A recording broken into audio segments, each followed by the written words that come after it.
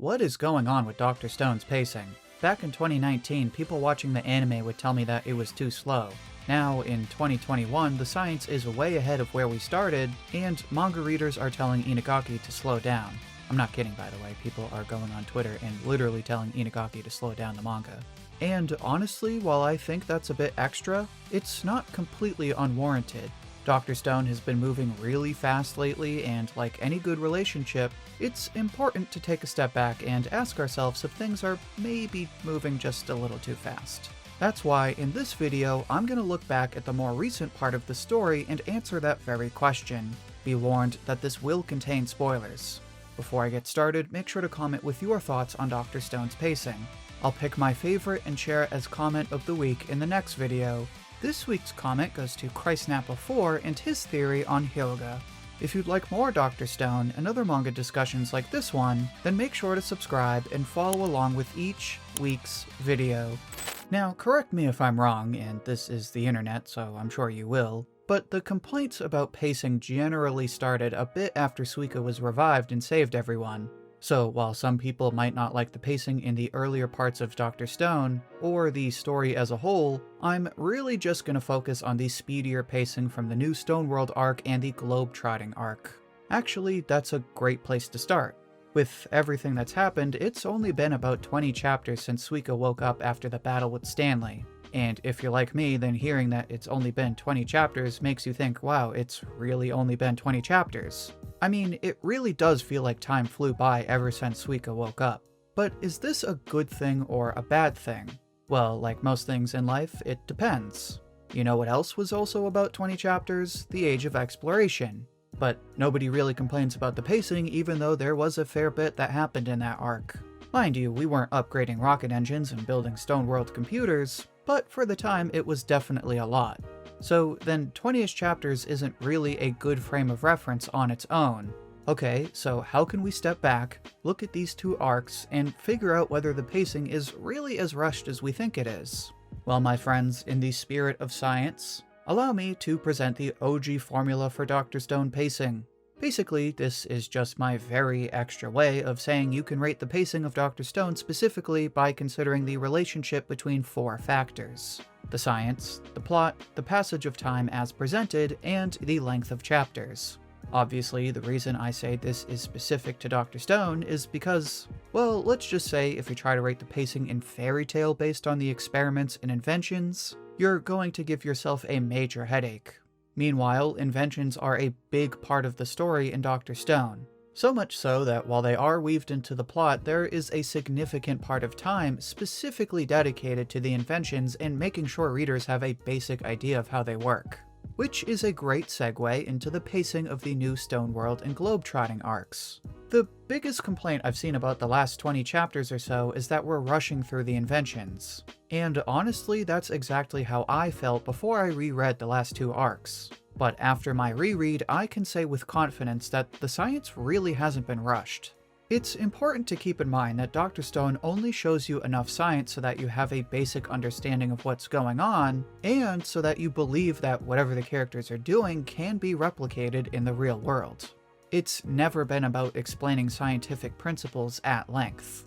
So when you go back, you'll see that every new invention comes with a new roadmap, showing us how things will come together, and the more advanced concepts are supplemented by brief explanations or demonstrations. The only problem that comes up is in the case of rockets and the finished computer. And even then, it's not even that we don't know how they're put together. We get a roadmap for the rocket, the ballistic missile, and for the computer. It's more the fact that we don't actually see the characters putting the rockets and the final computer together, which is a valid complaint. Inventions are a big part of the story, so we as readers would like the chance to actually invest our time in them.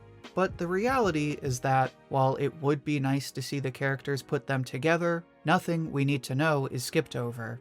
Like I said, the roadmaps show us what goes into these inventions. And in the case of the ballistic missile, it makes even more sense to skip the actual crafting, because we've seen all the parts before, so we can pretty easily imagine how they work together. The only rushed part comes in the upgrading of Zeno's engine and the upgrading of the computer. To be fair, we do get a basic explanation for how each of these would be upgraded, but it would have been better if this was given just a bit more detail, since I imagine most of us don't spend our time purifying super alloys or building computers from scratch. Again, it would be nice to actually see the rockets and the computer crafted, but when you consider the other factors, it makes sense why Inagaki would choose to spend time on other elements of the story. On that note, let's go ahead and look at the plot. And when I say plot, I really just mean everything about the story besides the inventions and experiments. The themes, character growth, the actual plot itself, all that good stuff. Here, I'd say Dr. Stone has two problems lately. First, we never stop to consider how the HBO drama level of trauma affected the characters. Like, our team is literally brought back from Hades after being turned into Swiss cheese by the freaking US military, and they're all just like, alright, cool, let's go to space. The trauma of coming to life after near-death experiences, or actual death experiences, should have been addressed and was just completely skipped over. Second is, of course, the world building. I have said time and time again that all of the locations after Treasure Island were rushed. We only get a surface-level idea of how they work together before it's time to move on. But that was before the globetrotting arc was finished and before we knew the manga was ending. Now allow me to play devil's advocate. In retrospect, only the cities that didn't go through a lot of changes were really rushed. For example, unlike Ishigami Village, the places Senku visits after Treasure Island all have modern counterparts. So we can infer that they'd be more or less like their modern counterparts, based on the fact that Senku wants to bring them back in earnest. Now, while we can make those kinds of inferences, the majority of these cities were obviously still rushed. We only get a surface-level look at their culture, and in the case of Barcelona, we have the bowing incident that contradicts with how modern people of Barcelona would actually behave. But, like I said, this was before we knew the story was ending. When you consider the fact that we only have about 2 or 3 arcs left, it makes sense that this globetrotting arc would be expedited. The more time we spend here, the less we spend on the final part of the story.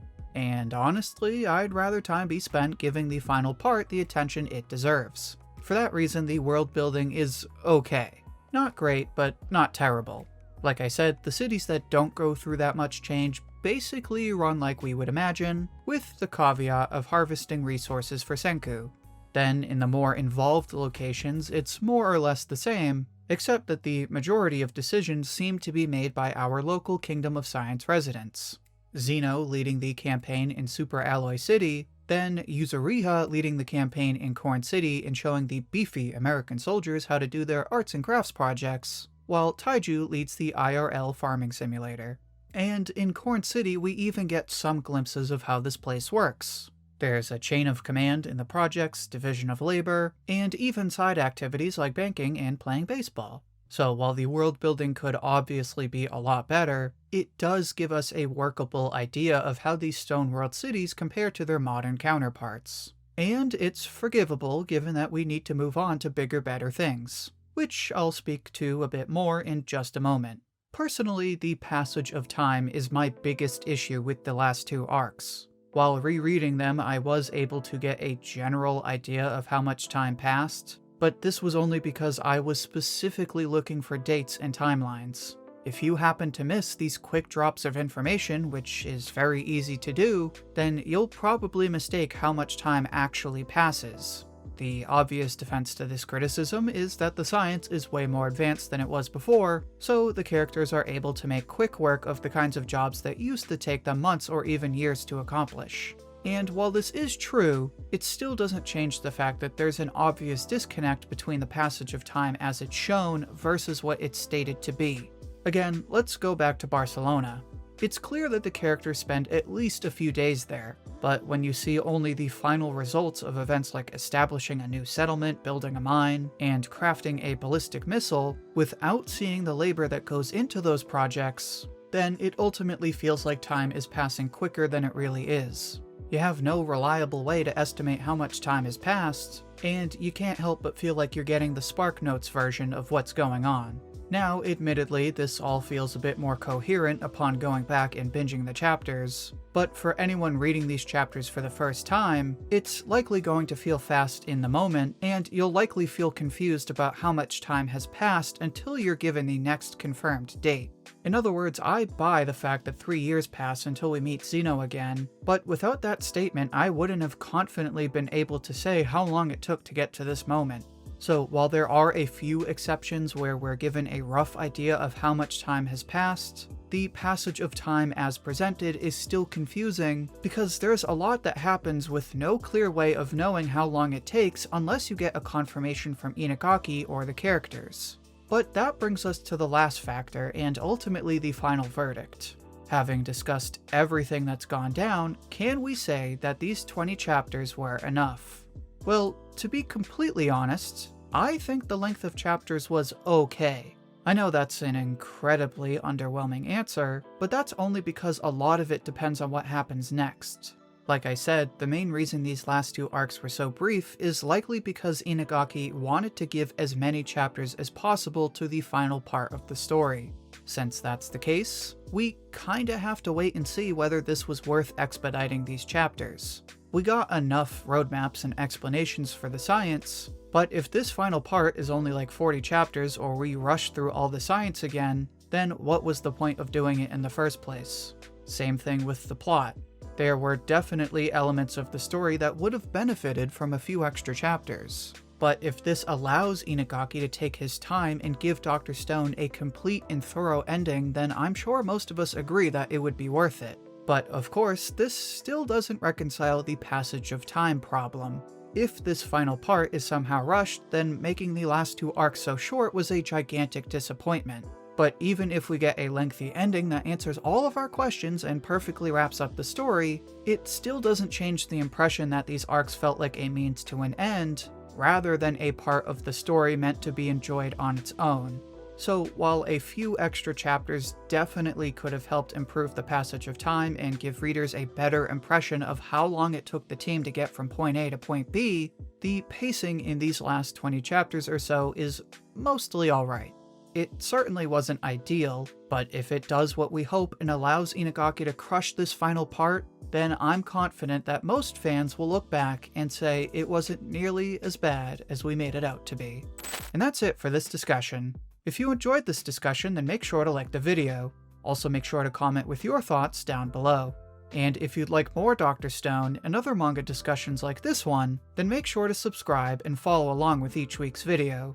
Thank you for watching, and I hope to hear from you soon.